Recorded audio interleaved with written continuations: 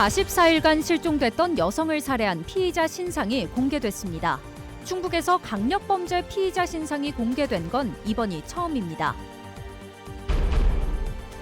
윤어게인을 외치며 탄핵 반대를 주도했던 대학생이 충북대 학생회장으로 선출돼 논란이 일고 있습니다. 당선된 배경이 뭔지 살펴봤습니다. 대통령의 지방우선 정책에 따라 여야가 늘린 지역방송 예산을 기재부가 무더기로 삭감했습니다. 갑질이라는 비판이 쏟아지고 있습니다. 시청자 여러분 안녕하십니까? 계속해서 뉴스데스크 충북입니다. 청주에서 44일간 실종됐던 여성을 살해한 피의자의 신상이 공개됐습니다. 이름은 김영우, 54살입니다. 충북에서 강력범죄 피의자의 신상이 공개된 건 제도 도입 이후 이번이 처음인데요. 평소 지역에서 기부와 봉사를 해온 사업가로 알려져 더 큰 충격을 주고 있습니다. 보도에 전유정 기자입니다. 헤어진 연인의 SUV 차량을 몰고 호수로 들어가는 남성. 곧바로 홀로 걸어나와 사라집니다. 차량의 주인인 여성은 실종 44일 만인 지난달 27일 유가공업체 폐수처리소에서 시신으로 발견됐습니다. 이 여성을 살해한 혐의로 붙잡힌 피의자 신상 정보가 공개됐습니다. 54살 김영우로 헤어진 연인이 다른 남자를 만난다는 이유로 10여 차례 흉기를 휘둘러 살해한 뒤 유기한 혐의를 받고 있습니다. 충북에서 피의자 신상이 공개된 건 지난해 제도 도입 이후 처음으로 경찰은 범행의 잔혹성과 피해의 중대성 등을 고려해 신상 공개를 결정했다고 밝혔습니다. 김영우는 폐수 처리업체를 운영하면서 지역에선 평소 기부와 선행을 꾸준히 해온 인물로 알려져 충격을 줬습니다. 성실하게 일 잘하시는 분인데 그런 용의자로 잡혀갔다 그러니까 지금 직원들이 다 놀래가지고 지금 그런 상태입니다. 김영우는 검찰로 송치되는 과정에서 취재진 앞에 섰습니다. 신상이 공개됐지만 모자와 마스크로 얼굴을 가렸고 고개를 푹 숙인 모습이었습니다. 김영우는 취재진 앞에서 범행 이후 40여일이 지옥과 같이 느껴졌다고 말했습니다. 피의자나 가족분들한테는 어떤 말로도 용서를 구할 수 없을 것 같습니다. 죄송합니다. 40일 동안 마음은 어떠셨어요?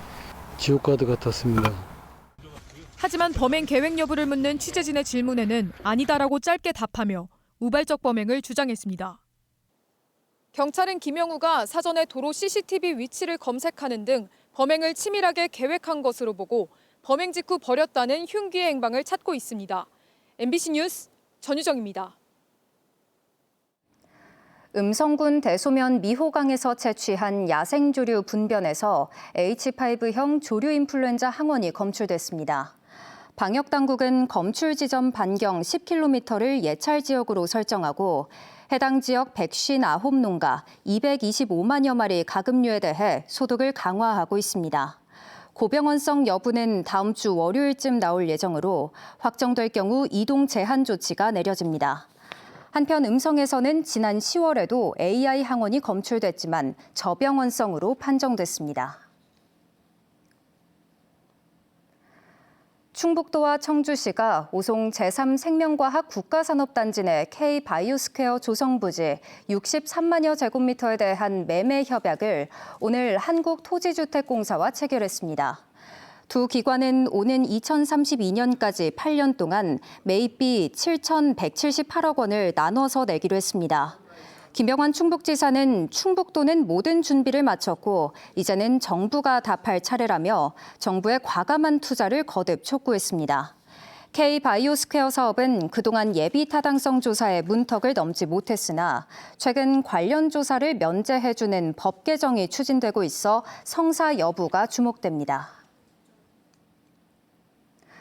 내란 1년, 무너진 민주주의를 회복하려는 시민들의 노력은 곳곳에서 이어지고 있는데요. 그런데 윤어게인을 외치며 탄핵 반대를 주도한 한 대학생이 최근 충북대학교 총학생회장에 당선됐습니다.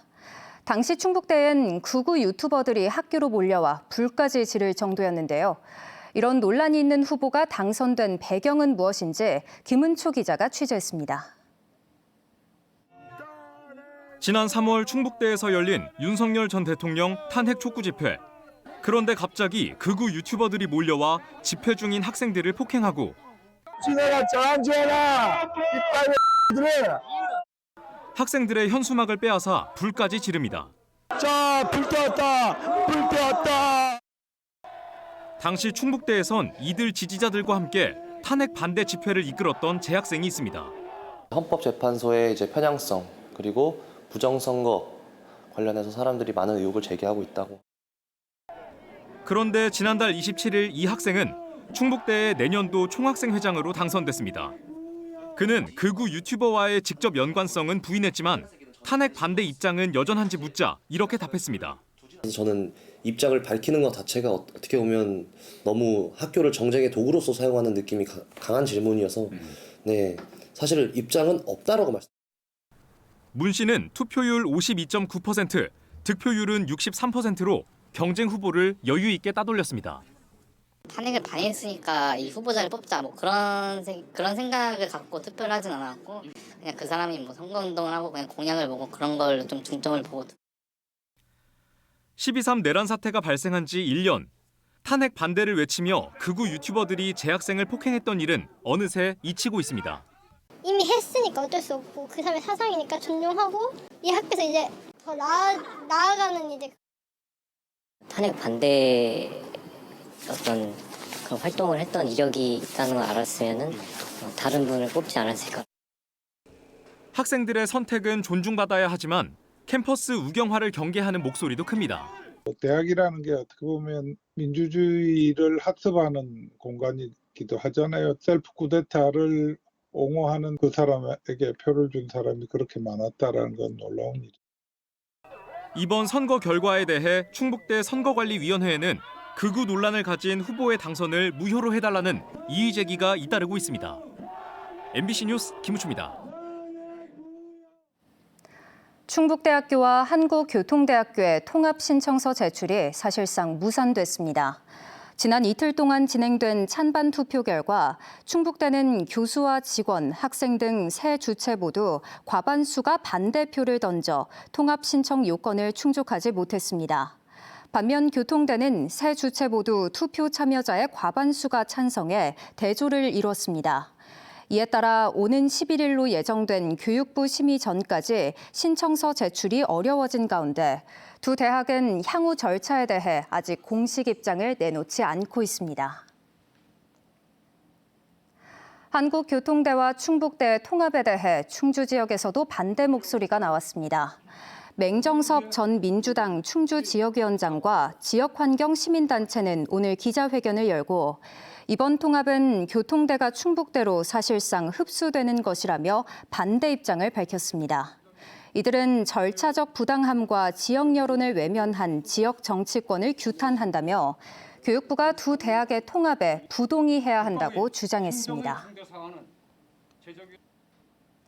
이재명 대통령은 취임 초부터 지방 소멸을 막기 위해 예산을 우선 투입하겠다며 지방 우선 정책을 강조해 왔습니다. 이에 맞춰 국회가 여야 만장일치로 지역방송 지원 예산을 대폭 늘렸는데 기획재정부가 막판에 이를 무더기로 삭감해 논란이 일고 있습니다. 이미 확보된 돈조차 지역에는 줄 수 없다는 독단적인 결정에 기재부의 갑질이라는 비판이 쏟아지고 있습니다. 김세정 기자의 보도입니다. 지역 방송의 공적 책임 강화, 지역 밀착형 콘텐츠 제작 활성화. 이재명 대통령은 나라 전체의 성장과 발전을 가로막는 지방 소멸 해소에 예산을 우선 투입하겠다고 밝혔습니다.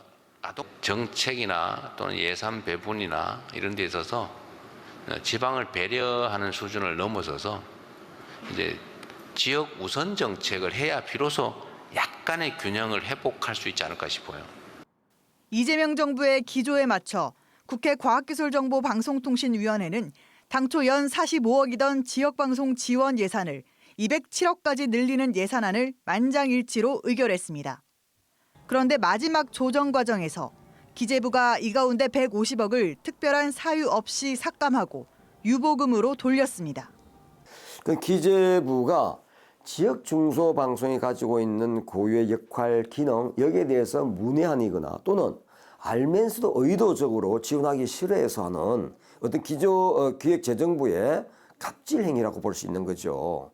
정부 정책과도 어긋나는 일을 벌였다. 예산안을 발의한 의원실도 이를 심의 의결한 과방위와 예결위도 예산이 대폭 삭감될 이유가 없다고 말합니다. 지역 소멸을 계속 얘기하면서 그 중요한 지역 방송에 대해서는 관심을 안 갖는다는 건 앞뒤가 안 맞잖아요. 뭐 추경이 됐든 기회가 있으면 반드시 관철을 시켜야 된다고 생각을 합니다.